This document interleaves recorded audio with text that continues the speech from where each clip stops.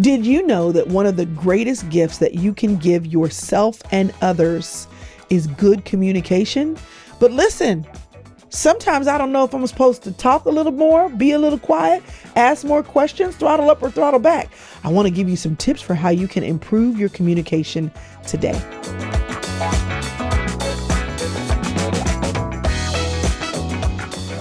Hi, my name is Crystal Evans Hurst. If you're here for the first time, and it's always somebody's first time, I want you to know that I am here every week sharing content that I believe will help you to level up your life. This content was first created inside of my membership, though, for my inner circle girls. Why? Because I really truly believe that we are better together. That's why this is coming out to you. But I also believe that there are some women who want more coaching from me, more mentoring from my friends, more in-depth studies, community development. And for those girls, I give them the best of the stuff first. What is not here is what they got, which is the fun and the foolery. Think of it like a morning talk show with friends where you talk about all the things to get your day going. This is the buttoned up part. Right now, I'm speaking in my super professional voice, letting you know that I sometimes can know what I'm talking about. That's what you get here on today. I would love for you to consider joining me in the inner circle. We're getting geared up for our third quarter. You can join at any time, but in the third quarter, we're going to be focusing on getting your home in order and getting your family straight. So there are some things when you're misaligned spiritually, wives, that wives just want to say, let me tell you all the things. Let me tell you all the things you need to do. Are you going to come to church with me? That is not the way. That is not the way.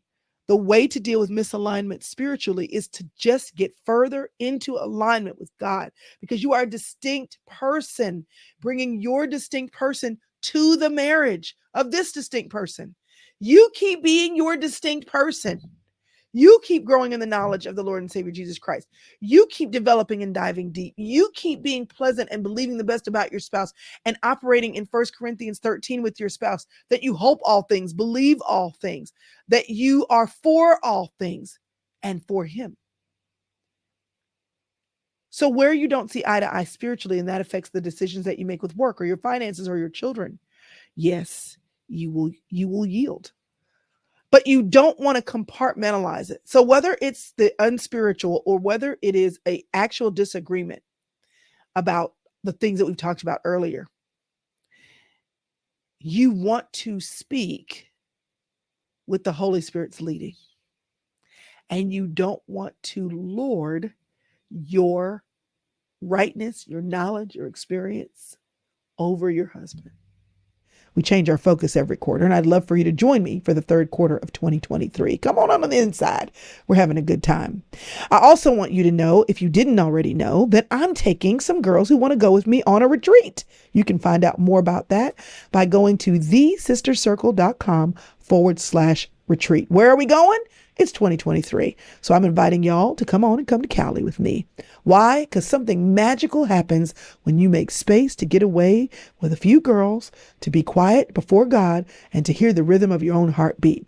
I'd love for you to come. You can simply go to thesistercircle.com/retreat. All right, y'all, let me jump into it. I am typically uncomfortable with silence. I rush to fill it. I don't want other people to feel uncomfortable. That empty space is a problem. But here's what I'm also learning, that silence is a gift. It's a gift for me to leave space for someone else to think, to get their thoughts together, and for me to hear what's really happening in the room. In order to create a silence that's productive, however, I have learned that being a good question asker is the preemptor to a silence that gives you information. Why does all this matter? Let me tell you why. I've been married for 22 years, y'all. And there are a thing or two I have learned about communication with my spouse, communication with my kids. And honestly, as a mother and as a wife, I want to tell them all the things. I want to let them know that I'm right, that I have the information. And if they just listen to me, their lives would be golden. You know, living my life like it's golden, like that. But I've learned, particularly as people get older, my children get older, and particularly when I want to see them develop in their own level of confidence, my children, in their level of decision making, if I want to Give my husband space to not only lead, but solve the problems. I don't have to solve everything. I actually can do a better job guiding my people by asking good questions and then being quiet long enough for them to answer. I have learned particularly that this skill is helpful in my home, the skill of asking questions and the skill of being quiet. It's also extremely helpful at work because I'm a verbal processor and I also sometimes am figuring things out. But what I realize is I get a chance to empower my team when I don't have to be the person who figures it out. Ask a question and then hold space for the answers. One of the greatest communication tools that you will ever develop is asking intentional, meaningful questions and then holding space for the answer. I have been thinking about this because y'all know ChatGPT is all the rage. There are a million other AI sites that are like ChatGPT. ChatGPT was just free for a while, and now they're charging, and everybody's like, "Oh my gosh, ChatGPT! It's so smart. I can figure out what's wrong with me. I don't have to do this. I don't have to do that. AI for the win." Okay, but you know what ChatGPT requires you to do? In order for you to get a good answer, you have to ask a good question. And the best information that you're going to get out of that particular AI service is if you know how to ask the question. If you ask a question in ChatGPT and then you go off Googling for the answer, you're not allowing ChatGPT to do its job. If you ask a question and you don't get the answer you want, then maybe you're not asking a good question. What we are all learning to do at a deeper level is to be thoughtful about the questions that we put out there, so that when we hold space for the answers and the responses to come, we are creating space for that we don't have to do all the work. Do you realize one of the greatest things about asking questions and leaving space for answers is that you empower yourself to delegate to other people to do the work? Y'all, we have answers, okay? We girls know answers. I'm not saying men don't, and I'm not saying children don't. I'm just saying we are powerful beings. That's what I'm saying. But we dilute our power when we enter every conversation with the questions and with the answer. We don't leave space for other people. Sometimes other people don't know they have the answer. Sometimes your children don't know that they have the answer. You've been pouring into them. I remember Kevin Lehman told me back on a podcast that we did. At the time, my oldest son was 15, and I was talking about some decisions we were trying to make. And he just said, "Let him decide." And I was like, "What? He's 15. He said, "But you've been his mother for the last 15 years, right?" And I said, "Yes." And he said, "Well, what you put in at this point should be coming out. One of the greatest gifts that you can give him is letting him answer. Because really, does it really matter? I mean, you may have a preference, but does it matter that much? Or does his confidence in his own decision-making ability matter more in the season of his life? It's baked in. You poured it in. Listen, your husband has been married to you forever. He knows what you're going to say. Your children, you've been pouring into them forever. They're working with a battery of basic information. The only way that you're going to actually not have to do everything, not have to think about everything, not have to be in control, not have to give every answer is if you leave room for other people to be the heroes. Do you know that this is not only a tactic at home, but it's a tactic at work? You want to empower other people to rise to the occasion, to lead others, to manage others well? Back up. Ask a question. And then when there's that awkward silence, don't fill it. Resist the urge to fill it. Why? Because you leave space for other people to rise up. The other thing that will happen is when you leave space, when you operate in silence, whether you've asked the question or whether you're just in the room, you increase your emotional intelligence by being able to see the nonverbal communication of everyone else and what they're not saying. Because you do realize nonverbal communication is so much more of our communication than we give itself credit for. If you're talking all the time, your brain is processing what you're saying. If you operate in silence or in quiet, your brain then gets to process what everyone else is saying with their mouths or with their body. Silence is powerful. I need you to get curious in life. I consider myself, prior to ChatGPT, and I've messed with ChatGPT. It's not even my fave. There are some other AIs that to me do a much better job of some of the things that I want to do in this world. Because AI, y'all, sidebar, you do realize you need to learn it. Like, it won't necessarily take your job, but the people who will continue to have jobs are the people who know how to leverage AI for their job. He got that for free. But I think the reason why AI putting in questions or putting in initial data to get something in response doesn't feel hard to me is because I'm a master Googler. This is why I always have like 97 tabs open in one window on my computer, because I normally have like 4 windows open. I got a marketing window open. I got an email window open. I have a YouTube window open. And then I have all the other miscellany for all the other things I'm doing that day. It's nuts. It's bananas. But you know what? I label them all and I know where I am. So who cares? But if I want to know anything, I can learn anything. Allie Worthington, my friend, says, with Google and God, you can do anything. I believe it's true. Like, we have the secrets of the universe at our fingertips. You can study the Bible. You can get Greek interpretation. You go to YouTube University and learn how to install, tear down, demolition, anything. Like, you really can teach yourself anything these days. The problem that we have, go with me here. The problem that we have, I don't have a Google problem. I have an information overload problem. We have an information overload problem. So the winners in this world are going to be the ones that know which question to ask, and they know how to siphon through all the information that's out there. And one of the ways that you give yourself the best ability to siphon through it is get quiet. Pace yourself. Knowing how to ask the right questions, whether you are Googling or whether you're chat GPTing or whether you're in a conversation with your spouse, with your kids, or you're leading a meeting at work, knowing what questions to ask so that you get out of the person, out of their system, the information that you need to have, that is the real skill here. You got to know how to ask the right questions, right? So you practice asking questions and being silent, and then you'll realize, oh, people are talking to you all the time. All the time. You just got to get quiet to listen. So I want to encourage you to think carefully about how you're showing up in your marriage, how you're showing up with your children, how you are showing up at work, and whether you are holding space for other people to fill it so that you can learn what's going on in other people's hearts and minds and what they're doing, so that you increase your emotional IQ, so that you get and gather more information.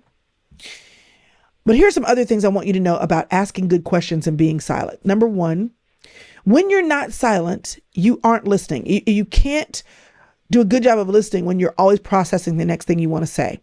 When you don't listen to people, here's what you risk happening in those conversations. This is why this is so important to your relationships and to work, your husband, your spouse, your children, your friendships.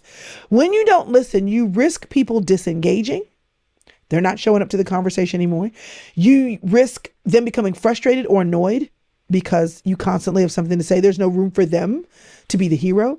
You risk losing trust and confidence because if you're always the winning answer, then they don't think that you trust them, and it just creates division unnecessarily. You will whittle down people's commitment at work because why should we do anything if you're going to do everything? Questioning is a uniquely powerful tool for unlocking value in organizations. Dale Carnegie said in the 1936 classic, How to Win Friends and Influence People, he said, be a good listener. Ask questions the other person will enjoy answering. And more than 80 years later, most people still fail to heed Carnegie's advice. Let me tell you something. It might hurt your feelings a little bit, but it can change the way you think. You matter. You matter to God. Y'all have heard me say it a million times. There has never been, nor will there ever be, someone just like you. You got to show up to circumstances and bring all of the fullness of who you are into them. I truly believe that with all of my heart. But when you show up to those circumstances, when you show up to those rooms, when you show up to those conversations, when you show up in that meeting, you don't have to show up always filling the space with your mouth. Be a good listener. Because when you're a good listener, what you do is bring the power of your collection of information. And being armed with information is what the name of the game is right now, isn't it? Being silent allows you to channel your energy. Where do I actually need to speak into something? Where do I not? When I am with my 4 siblings, and people have noticed this, this is why I bring it up. When I'm with my 4 siblings, I have been told that I'm the quiet one. And yet here I am every week on YouTube putting out content and yapping. At this point in the recording of this initial video, I have been live with my inner circle for 90 minutes. I don't have a problem with words. But we have so many wonderful words when the 4 of us get together, or maybe it's the 4 of us with my dad. And normally, I just want to add to the conversation when it's needed. I feel like other people can answer the question. So I typically am quiet because if I add to the conversation, I want it to be because there was some information missing from what everyone else said. And people say, you're the quiet one. Or my brother has said to me, we'll wait for Crystal. And then when Crystal speaks, she'll drop the mic. It's not that I'm trying to drop the mic. It's just that I've listened. And if there's anything to add, I am clearly aware of what needs adding. I found this to be the case with my children. If I let them lead, particularly as I coach them into adulthood, because you do realize that you become more of their guide and their coach as they get older. I've realized it's even with my friends. I can tell them all the answers to the universe that I think I have the answers to. But if I ask them questions and let them lead with their genius, if I do the same thing for my husband and I'm just quiet, like if it's not needed, why am I putting my words into the atmosphere? If I'm quiet and I let them work it out, they grow in confidence, they grow in their ability, and they grow in their thought that I trust them to make decisions. Do you know how much of a gift that is to a spouse or to a children? That I think you can figure it out. I'm here to help you. But I don't need to add to the conversation if you have the juice. So one of the other things that happens greatly when I do that is that when I do speak, they listen better. I was with someone in church recently and we were talking about a conversation that needs to be had in leadership capacity. And I said, why haven't you had this conversation with them yet? And he said, oh, because I don't want it to be white noise. If I come and I say too many things, then the thing that really matters the most won't get digested. So I'm going to wait until I can see that what I need to say really needs to be said. So what I say will carry weight. When I ask a question to my children or to my husband, and I affirm what they've already come up with, I'm so glad you thought of that. Wow, I'm glad you remembered that, or thank you so much for taking care of that or researching that, or that's a great answer. Let me ask you a question. Husband, children, daughters, sons, coworkers, have we thought about, have we considered, do you think it will be a problem if your questions then again give the people you're talking to an opportunity to be the hero? I mean, you can be Home Depot, you can do it, we can help. But the beauty of Home Depot and Lowe's is like, we think you can do it. So we're going to give you all the tools, all the things. You come and shop and we're here to just let you know where things are at or give you a little input. But do you know how much satisfaction comes from doing things yourself? How much confidence you build?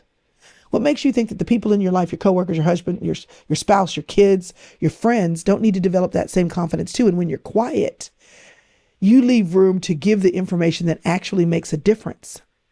And you also leave room for them to make a difference in their own lives because they develop their confidence. When you're quiet, it gives you clarity about what the real challenge is. When you're quiet, it allows you to practice training your mind to look for the most important thing. When you're quiet, it brings intense insight. Now, I'm not saying you can't be a talkative person. I'm saying words matter. Maya Angelou, words are living things. So when you put them out into the world, whether they're in declarative format, interrogative format, or imperative format, be intentional about what you meant and mean to say. One of the things that I wanted to show you and share with you is an article that I found. It says, allowing for and using silence is the ultimate evidence of quiet confidence as a leader. This is a website, leadingpeopleright.com. Words always matter, but being silent reveals a different kind of strength. in you. Use all the tools you have. Create a space others can fill up with themselves and listen. And I want to jump down to this part I highlighted down at the bottom. What happens when it's quiet? Silence is the absence of talking or noise. And wow, that's hard to find today. When it finally arrives, invariably these things happen. Here's what happens when you get quiet. People pause and begin to reflect. The void fills with a sense of discomfort, calm, or something in between, and it amplifies what follows. Listen, when you're quiet, you amplify what's in the room. You're going to amplify other people that just need room to grow. You're going to amplify. Listen, I have had to deal with lots of people, volunteers in ministry, people at work. Sometimes, and I'm just going to say this like it is, people say dumb stuff. Okay. They just say dumb stuff. And sometimes if you just hold quiet for a second after they say it, they will then hear what they said. And you can see the realization wash over them as they realize what they just said. You don't even have to correct. You just sit there and hold space for them to hear the echo of what they said boomerang back to them. It amplifies. If there is genius in the room, your silence will amplify someone's genius, because maybe they're not a quick talker, or maybe they're a processor, or maybe they're insecure, or maybe they're not sure what their footing is on the team. When you leave space, you leave room for genius to be amplified. When you're silent, you leave space and room for trust to be amplified. That I trust you to actually answer the question.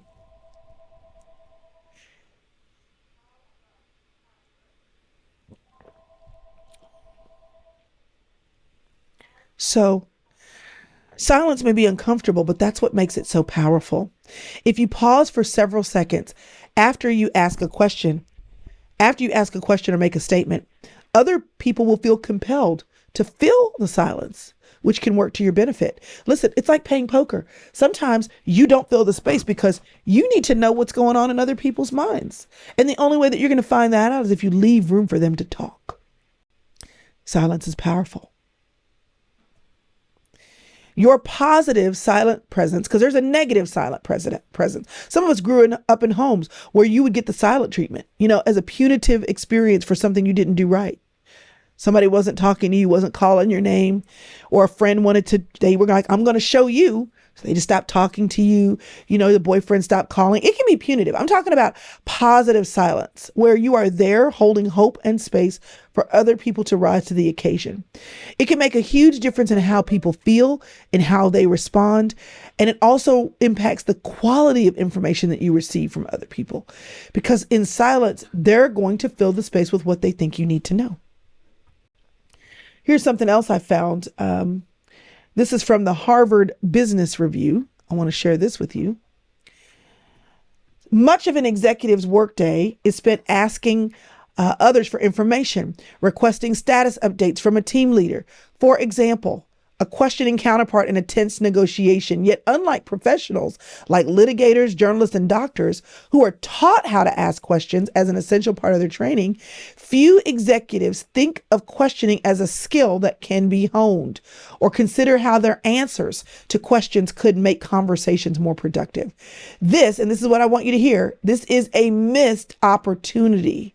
Questioning is a uniquely powerful tool for unlocking value in organizations. It spurs learning and the exchange of ideas. It fuels innovation and performance improvement. It builds rapport and trust among team members, and it can mitigate business risk by uncovering unforeseen pitfalls and habits.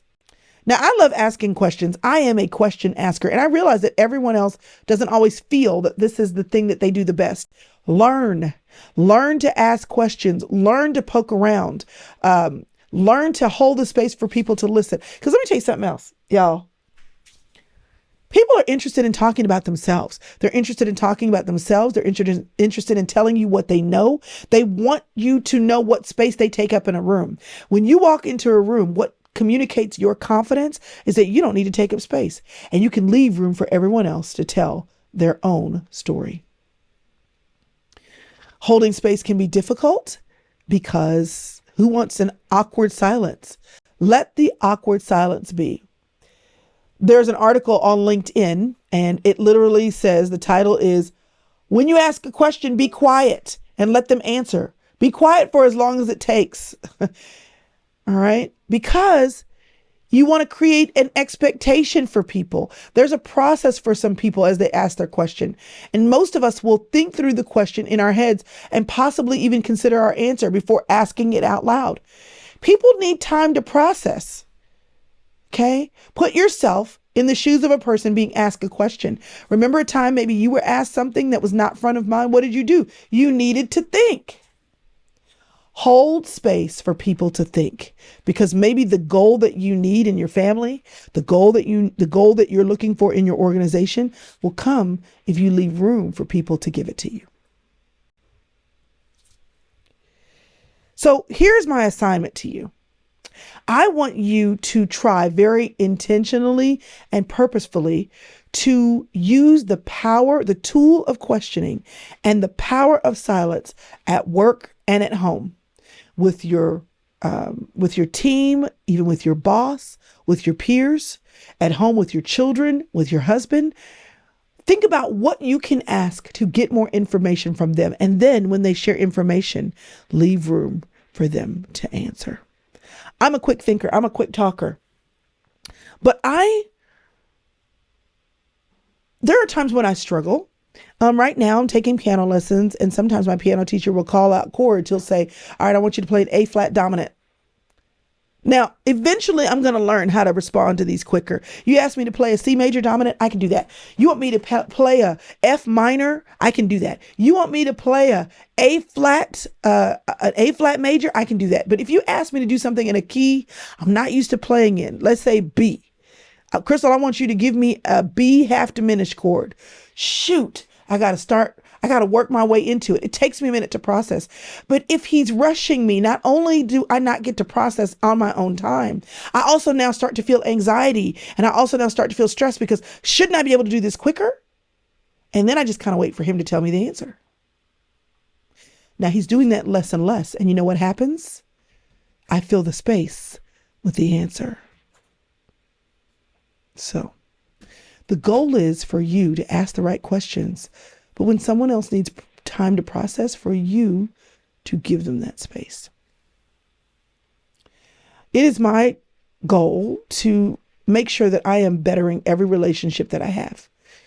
Every peer relationship, every relationship where I am responsive to someone leading me, or where other people are responsive to how I lead them. And one of the best gifts I can give my team, my family, my husband and my marriage, my children, the girls who I lead on the ministry teams at church, is to be quiet and let them be the heroes. Let them let me know what they already know. And then as they grow in leadership, for me to challenge them, I know you know the answer, don't answer. Let the rest of the team rise up. You ask the question. That's me training and delegating and teaching them how you can walk in the room, say the least, and be the most quiet person there. The most confident person there. You can be confident in your marriage because you don't have to give your husband every single answer. You can be confident in your parenting because your children will eventually figure it out. You can be confident in your team that if you've given them the tools, let them figure it out. Do you know why so many of our children are handicapped today with thinking for themselves? Is because everything is given to them. Let them figure it out. Let them be bored. Let them Google it. Let them solve their own answer, because when you do that, you're building strength.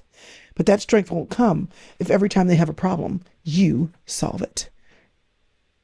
What if your husband's confidence? What if his confidence is leaning on your trust of him? And every time you give him an answer, if you would just give him a minute, he would have the problem figured out, maybe even better than you did. So I want you to intentionally and purposefully think about how you can use the power of silence at work and at home. I want you to experience with positive power of your presence, just you being there, not you having a million words. Your silence in your presence can be profoundly popular. Engage fully, live wide awake, and live alive. But when you show up, don't always have to be the first person to talk. Because what if you go first, someone else never goes? And what if you never went, someone else would actually show up and do what you were hoping they would do or say anyway? This is just where I am this morning. I hope that's been helpful to you. I hope that as you're watching the replay of this, that it's helpful to you. But look at your life. Where can you use the power of silence to maximize the gift of other people in your life? Communication can tell people if you think that they're capable. Your communication can tell people if they're accepted. Your communication or lack thereof can tell them if there's room for them to get it right or get it wrong. It actually is such a gift to let other people know that it's a gift for you to let people know that you're holding space for them. And that's what I do. That's why I'm here every week, leaving space for you in the comments. So let me know how this was helpful to you. Let me know where you struggle, and let me know how this week you're going to exercise the power of silence in your life. All right, y'all. See you next time. Have a great week.